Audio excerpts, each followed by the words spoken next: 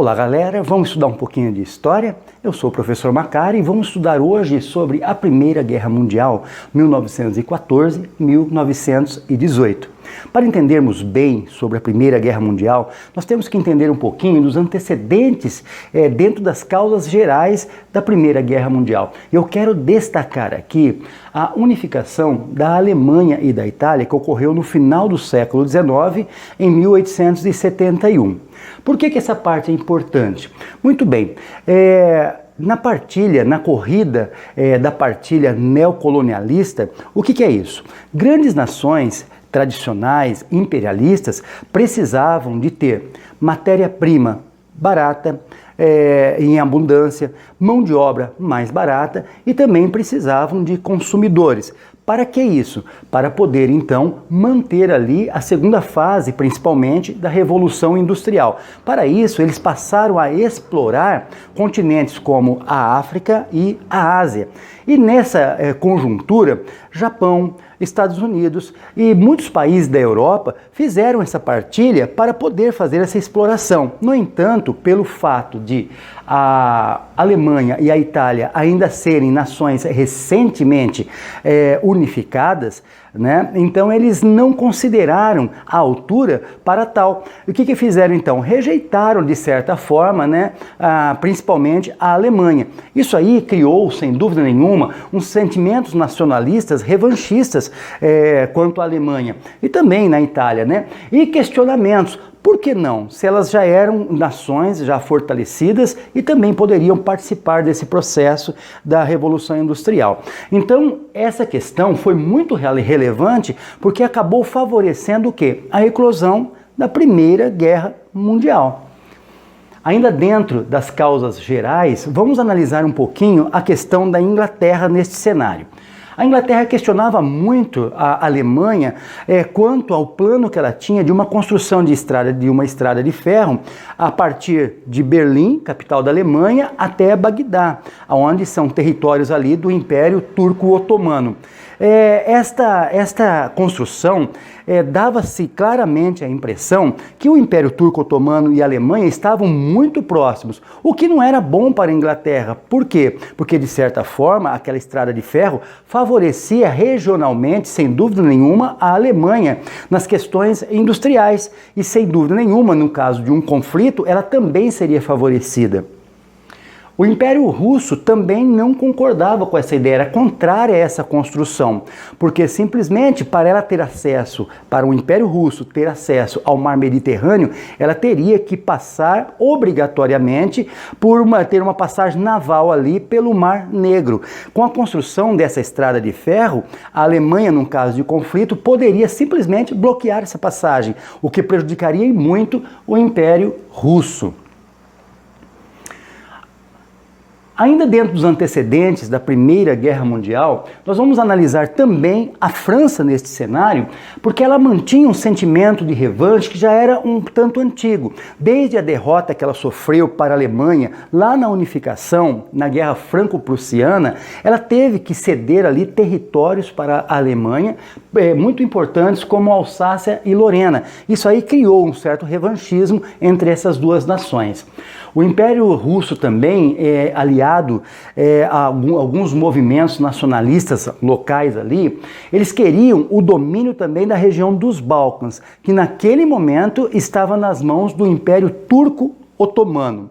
O Império Turco-Otomano, de certa forma, ela estava ligada, né, como já falamos ali anteriormente, a Alemanha. O que, assim como a Inglaterra, também o Império Russo não gostava dessa situação porque ameaçava, de certa forma, todas as questões políticas regionais ali. Para que se eclodisse a guerra, necessitaria de uma causa imediata. A causa imediata não é a causa principal da guerra, mas é o estopim pela qual a guerra vai começar. Né? Muito bem, o estopim foi exatamente o assassinato do arquiduque Francisco Ferdinando, que era herdeiro do trono austríaco. E ele, em visita a Sarajevo, na Bósnia, lá na região dos Balcãs, ele foi assassinado por alguns membros ali regionais sérvios, chamados da resistência. Né? Esses, entre aspas, terroristas viram a oportunidade ali de criar uma situação matando este arquiduque. E, naturalmente, quando isso aconteceu, os austríacos, então, declararam guerra à Sérvia. Por quê? Porque os austríacos eram apoiados pela Alemanha, enquanto a Sérvia pelo Império Russo. Automaticamente, a Alemanha também declara guerra ao Império Russo. Começa aí a Primeira Guerra Mundial, em 1914. Vamos pensar um pouquinho nas políticas de aliança que existiam ali. O que são as políticas de aliança? São as polarizações das grandes nações, uma para um lado, outra para o outro. Na verdade, nós temos ali acordos militares que dividiram os países europeus ali em dois blocos importantes. Aqui em cima nós temos a Tríplice Aliança, formada pela Alemanha, Império Austro-Húngaro e pela Itália. E na sua oposição ali nós temos a chamada Tríplice Entente, que é formada pela Inglaterra, França e Rússia. A Tríplice Aliança também era chamada de potências centrais, porque ela ficava exatamente no centro da Europa, enquanto a Tríplice Entente eram chamados aqui, o Império Russo, França e Reino Unido, de aliados. Por que essas polarizações são importantes? Porque, é claro, em um momento que aparentemente se tinha muita prosperidade, um período anterior à Primeira Guerra Mundial ali, essas grandes potências viam a possibilidade de um conflito eminente. Então havia uma paz, sim, naquele momento, era um período de grande desenvolvimento tecnológico, um otimismo, prosperidade, até uma relativa paz. No entanto, todos estavam investindo muito em aparelhamento militar. Para que isso? Como já disse, numa possibilidade de um conflito eminente, todos estariam apoiados em seus aparelhos militares, em toda aquela estrutura militar, com o propósito, é claro, de vencer, quem entrar na guerra vencer. Por isso que tinha os dois blocos. Na possibilidade de um conflito, eles teriam assim alianças entre si e junto com seus aliados para um futuro combate. As etapas da Primeira Guerra Mundial. Nós podemos separar em 4 etapas distintas. A primeira etapa nós vamos chamar de Guerra de Movimento, que acontece ali em 1914. Eram intensas movimentações de tropas de ambos os lados. Para quê? Para se posicionarem estrategicamente, preparando para uma possível intensificação dos combates, o que aconteceu. A segunda etapa nós vamos chamar de Guerra de Trincheiras. Ela acontece entre 1915 e 1916. O que são as trincheiras? São, na verdade, escavações feitas na terra, claro, todo com acompanhamento militar, um acompanhamento de engenharia, porque ali transitaria armas, munições, pessoas. Se morresse, no caso, ali na trincheira, os corpos ficariam ali mesmo. Então tinha que ser muito bem estruturado, só que isso levava muito tempo. E o avanço de território, o objetivo era avançar território adentro do seu inimigo. E avançava muito pouco espaço territorial para muitas mortes. Eram cerca de 1 milhão de mortes, às vezes para avançar 4, 5 ou no máximo 10 quilômetros. Então foi um período muito sangrento da Primeira Guerra Mundial. Dentro das etapas da Primeira Guerra Mundial, nós temos ainda o período crítico, que foi em 1917. Por que chamamos do período crítico? Exatamente nesse período, a Alemanha começa a fundar navios da Entente, causando muitos prejuízos ali, impedindo, inclusive, a busca deles era impedir que eles se reabastecessem na guerra. Era, na verdade, danificar a logística de guerra que eles tinham ali. Os Estados Unidos, então, temendo perder os grandes investimentos que ele havia fazendo, que os Estados Unidos não estava ainda nos frontes de batalha. Nesse momento, há uma saída do Império Russo. Por quê? Lá na Rússia estava acontecendo um outro conflito, que era a Revolução Comunista Russa. E por conta disso, eles tiraram o Império Russo da guerra. Isso fez com que os Estados Unidos se comprometesse, então, a entrar entrar na guerra para definir essa guerra, para não correr risco da perca dos seus recursos investidos nessa guerra. No ano de 1918 oficializou-se então, ela saiu em 1917 a Rússia, mas em 1918, através do Tratado de Brest-Litovsk, os Estados Unidos então entra definitivamente na guerra.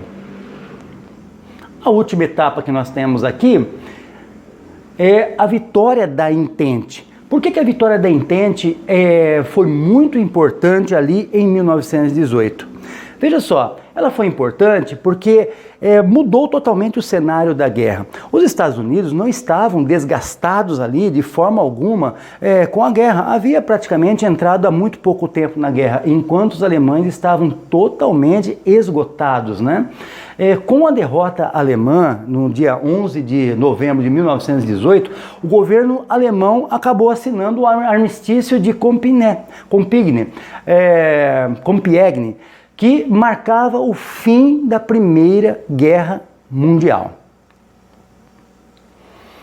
Com o fim da Primeira Guerra Mundial, o presidente Woodrow Wilson propôs então um tratado bastante diferente. Ele queria que nenhum país se responsabilizasse sozinho ali pela guerra, né? Ele não queria culpados na guerra, uma espécie de paz sem vencedores. Cada território tomado deveria ser devolvido aos seus donos originais, e ele acreditava que cada um poderia se reorganizar por si mesmo.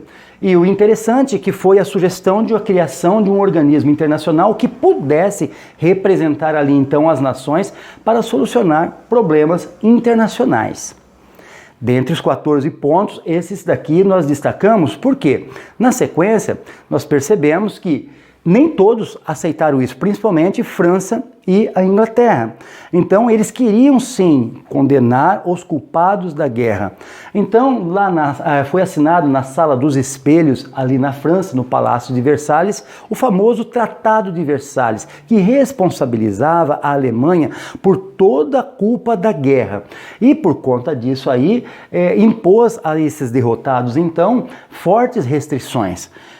Reduzir o seu exército, devolver o território de Alsácia e Lorena à França, que havia sido conquistado lá na unificação alemã, ceder aos vencedores todas as colônias, pagar todo o prejuízo da guerra aos vencedores da guerra e ainda permitir o acesso da Polônia ao Mar Báltico, cedendo o corredor polonês que de certa forma dividiria ali a Alemanha.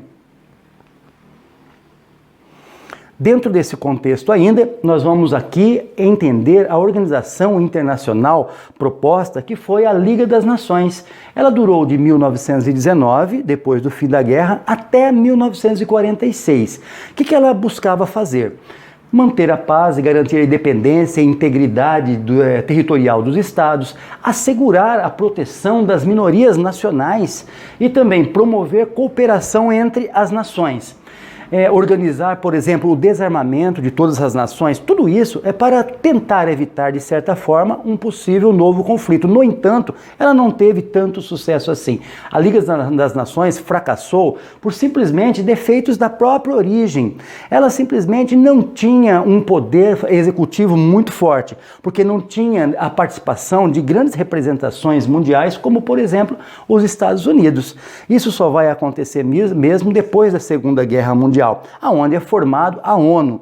E a ONU, em 1945, sucede, então, a Liga das Nações. E ela entra com muito mais países envolvidos ali, tendo muito mais poder de ação, poder deliberante e, com certeza, poder executivo também. É isso, pessoal. Nós falamos um pouquinho sobre a Primeira Guerra Mundial, aprendemos alguns pontos importantes ali. Agora, estudar um pouquinho mais, investigar mais e, com certeza, termos mais informações a respeito desse acontecimento tão importante da nossa história. Beleza? Eu agradeço a todos e até a próxima aula estaremos falando com novos assuntos aí sobre história. Até mais!